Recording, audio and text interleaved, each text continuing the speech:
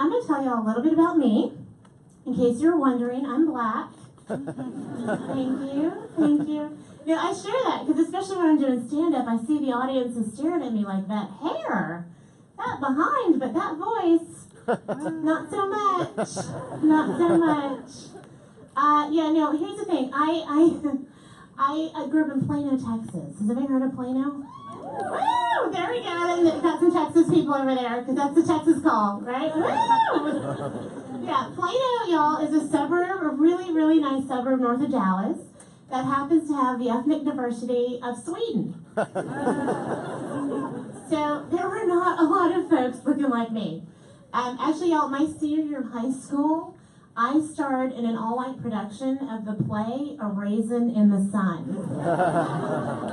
2 guesses on who the raisin was. Right? And what was interesting is that I kind of became like the automatic black representative for all of my melanin deficient friends. Thank you, smart people. And they thought, you know, they just assumed that I knew and could do all things black, like dance, right? So they would gather around me at the school socials, right, chanting, right, go Karith, it's your birthday, go Karith, I was like, no it's not, but it is coming up, thank you for saying something. Yeah, I lost 18 black points that day.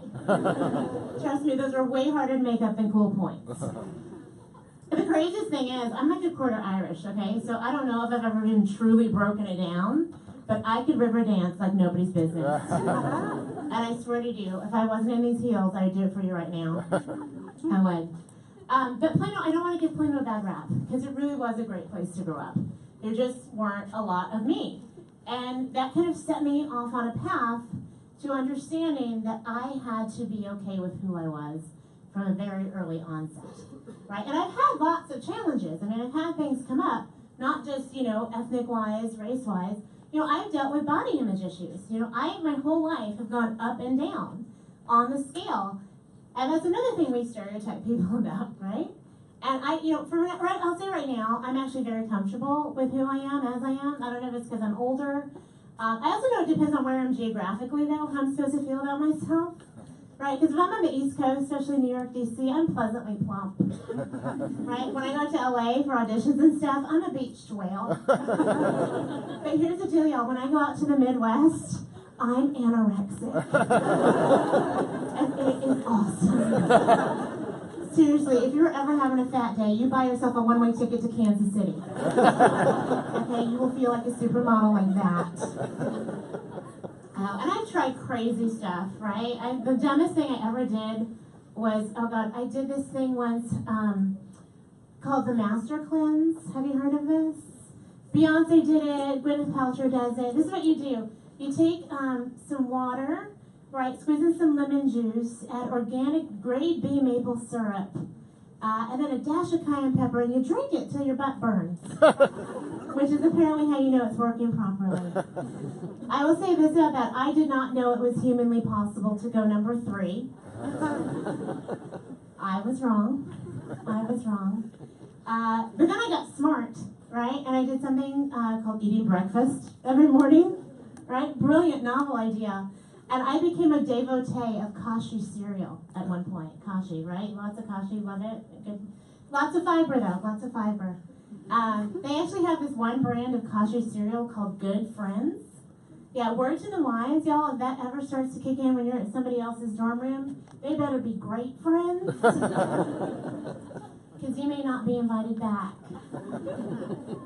The smartest thing I ever did, though, and the thing I'm most proud of is, and it was the hardest thing, was I did 90 days once of no sugar, no wheat, no dairy, no gluten, no alcohol.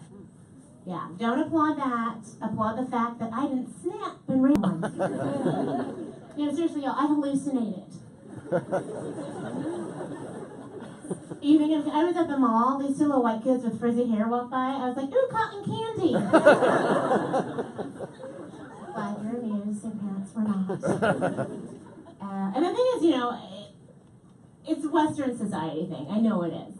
But I also know it's like an American thing too, because I am pretty sure we are the only country where we get excited when we get sick. Because we're like, I could lose 5 to 7 pounds, right? Doing absolutely nothing. Other countries are praying they don't get a plague or a super virus. We're like, come on, E. coli! Right? We eat at Chipotle on purpose. You know what I'm talking about. And I think it's not just, it would be one thing if it was just people that we had weight issues in this country. Like people, adults, little kids, but we actually have fat pets now, y'all. Do you know that? There's diet pet food.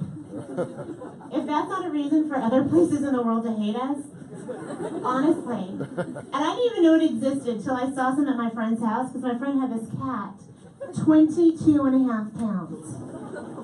Exactly. If that did not make your mouth drop open, let me put you this way. That's 4 bags of sugar with paws. And the only reason we know it weighed this much is because my friend had to take it to the vet, right? Because it had been limping.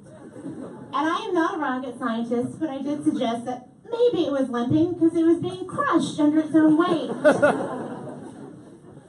Turns out I was wrong. Turns out my friend found out the real reason. Turns out somebody had shot it. I know. Horrible, horrible. Cat survived. It's okay if you left. I don't judge. No judgment zone. Cat survived. Cat was fine, but he had this little limp. And my friend, of course, devastated as anyone would be to find out their cat had been shot. And I was like, sweetheart, listen, I'm so sorry that this happened. But at 22.5 pounds, somebody probably thought it was a bloody wildebeest. Keep Toonses inside. So I'm glad you're awake and laughing. I like to get people laughing because I think that relaxes the mood a little bit to sometimes have the uncomfortable conversations. Now, I just want to prove to you real quick, though, that I was not lying.